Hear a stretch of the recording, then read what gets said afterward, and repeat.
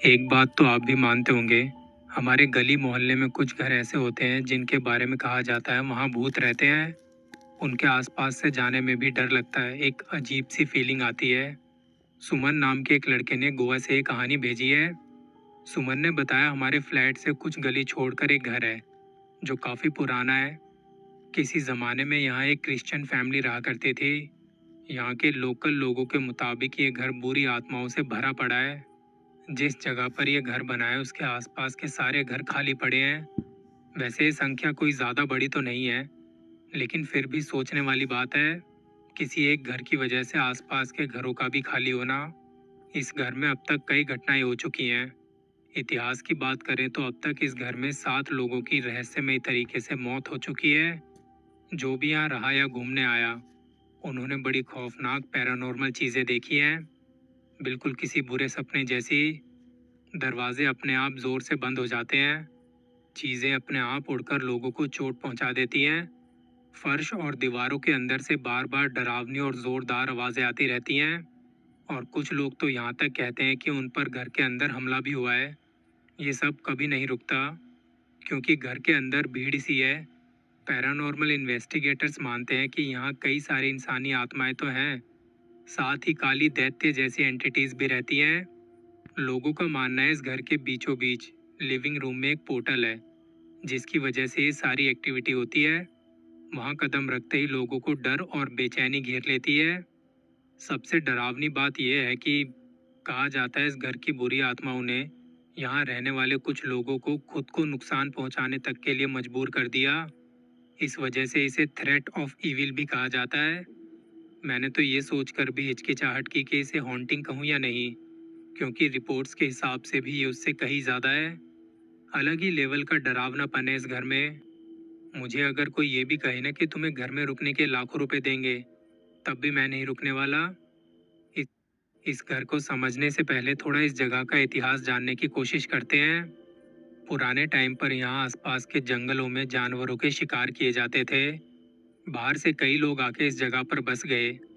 यहाँ कई लड़ाइयाँ हुई हैं, बहुत लोग मारे गए हैं। भले ही वो दौर कई दशकों पुराना लगे, लेकिन ये जगह आज भी अपने आंगन में बगीचे में खुदाई करते वक्त उस वक्त की चीज़ें निकाल देती है, जैसे कुछ हथियार, भाले, मिट्टी के बर्तन वगैरह। दरअसल ये पूरा इलाका प्राचीन कब्रगाहों से भरा हुआ है, और इन्हीं कब्रगाहों पर बने हुए हैं ये घर। कहा जाता है कि उस जमाने की सबसे बड़ी लड़ाइयों में से एक इसी इलाके के पास हुई थी। ये घर एक किसान ने बनवाया था। वो अपनी फैमिली के साथ यहाँ रहा। माँ बाप के मरने के बाद बेटे ने ही इस घर की देखभाल करी। 3 कमरों और एक बाथरूम वाला ये घर, जिसे ओल्ड ट्री हाउस के नाम से भी जानते हैं। घर की बाउंड्री में कुछ पेड़ हैं जिन्हें पुराने टाइम पर गम और दुख से जोड़ के देखा जाता था। एशियन कंट्रीज में अक्सर ऐसे पेड़ कब्रिस्तान में देखे जाते हैं। ये घर एक तालाब के किनारे बना है, और मान्यताओं के अनुसार जहाँ बहता पानी होता है, वहाँ ऐसी एंटिटीज और भी पावरफुल और स्ट्रांग हो जाती हैं। इतने सालों में घर में कई बदलाव हुए, लेकिन अंदर से ये हमेशा थोड़ा डरावना और टूटा फूटा सा ही दिखता रहा है। सबसे खौफनाक बात तो ये है कि घर एक उल्टे क्रॉस के आकार में बना है, और वो भी ईस्ट फेसिंग में। उल्टे क्रॉस का मतलब धार्मिक और शैतानी दोनों ही नज़रिए से बुरा माना जाता है।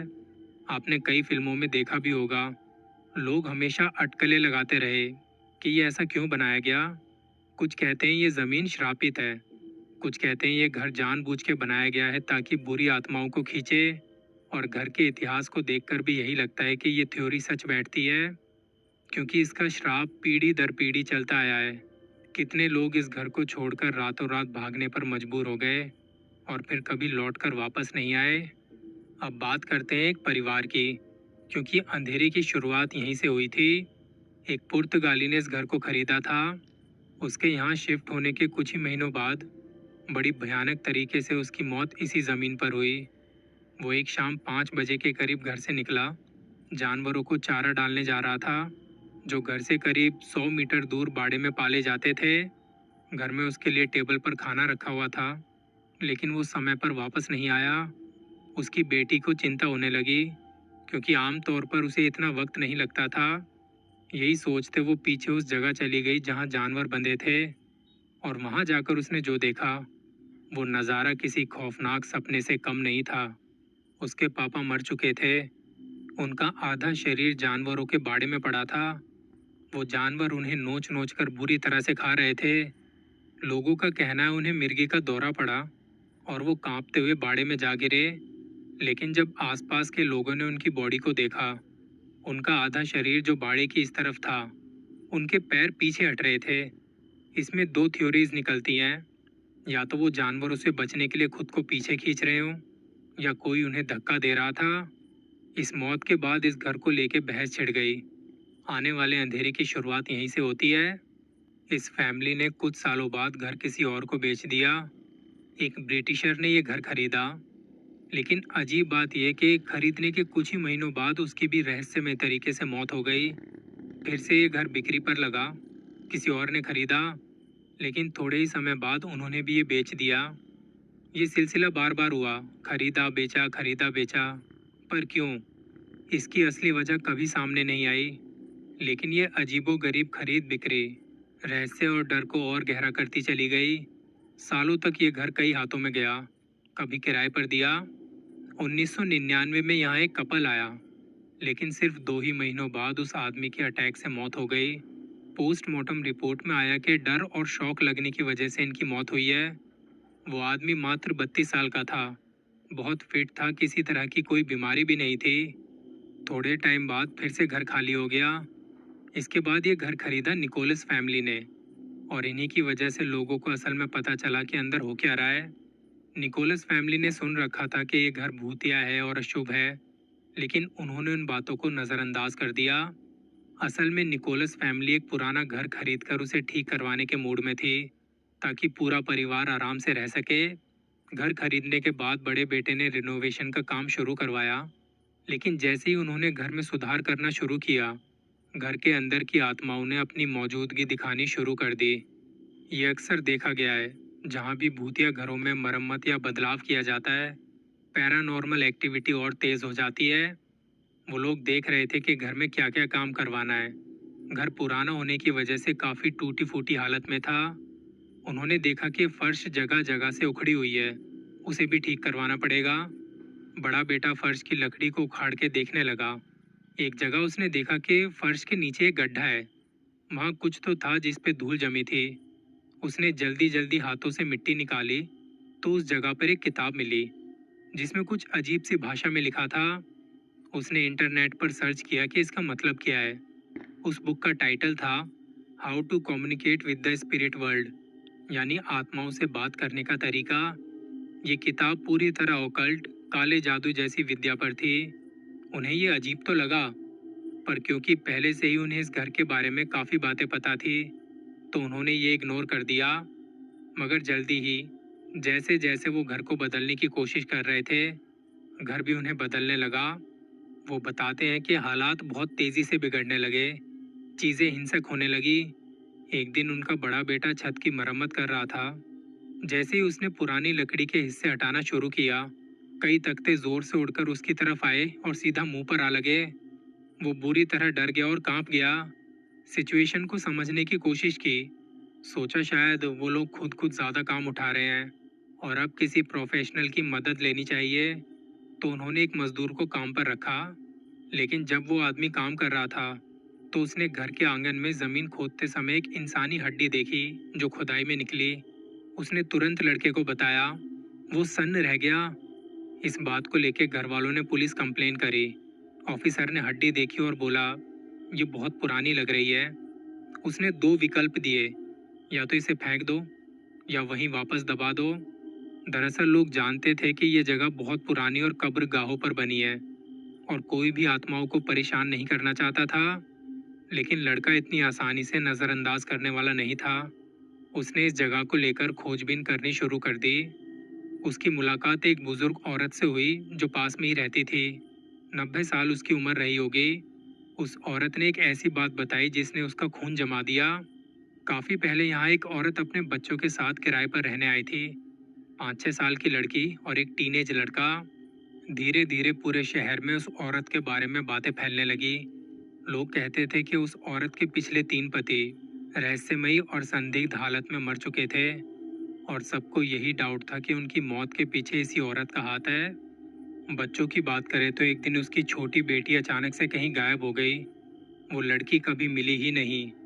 कभी उसकी आवाज़ भी दोबारा किसी ने नहीं सुनी। आज तक उसका रहस्य अनसुलझा है। लड़का सोचता कि इतना सब पता होने के बाद भी पापा ने ये घर पता नहीं क्यों खरीदा।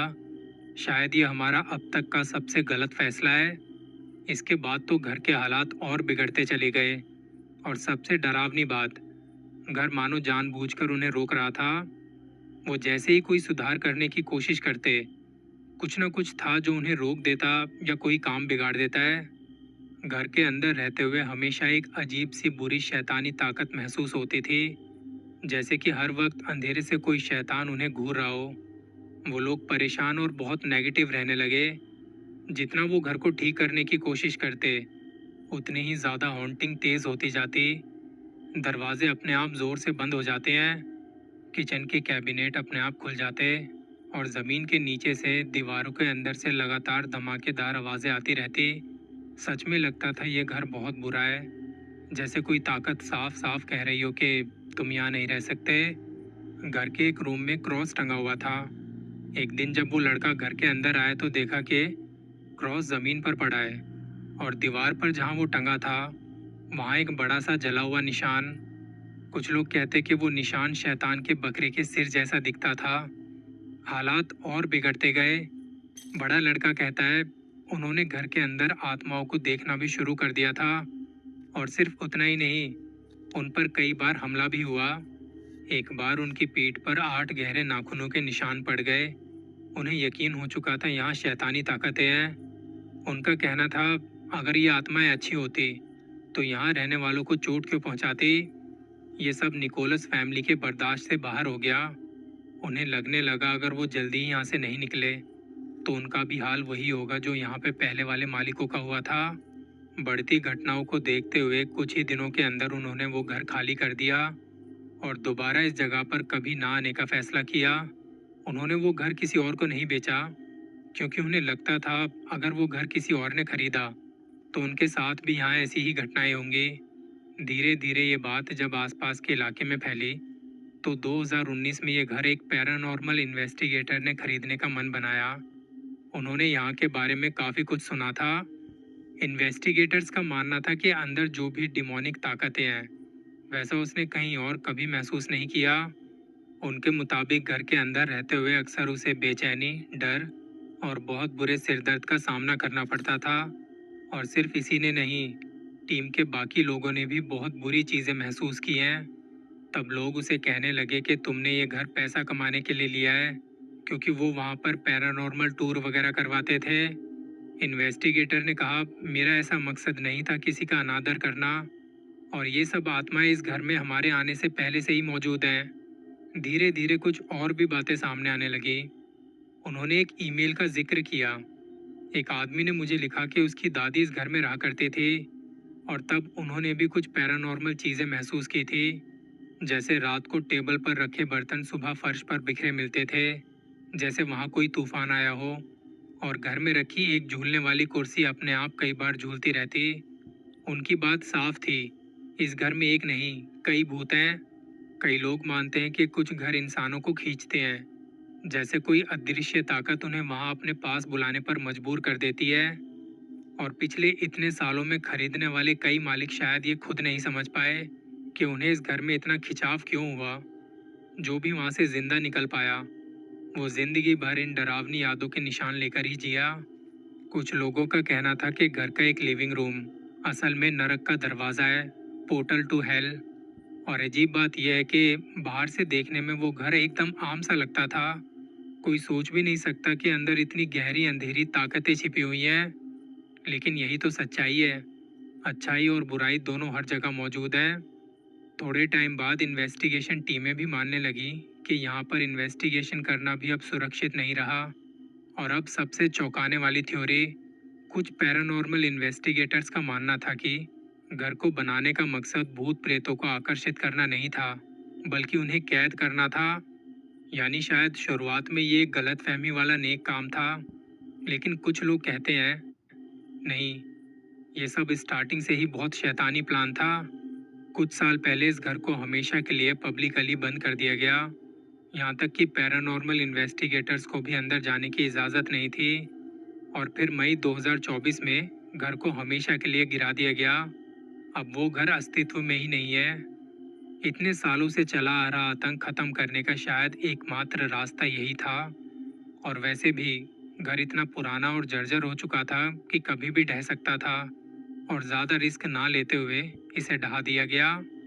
सुमन ने बताया, गोवा की कुछ हॉन्टेड लोकेशंस की बात बहुत की जाती है, क्योंकि लोगों ने वहाँ की कई वीडियोस बनाई हैं, तब जाके पता चला।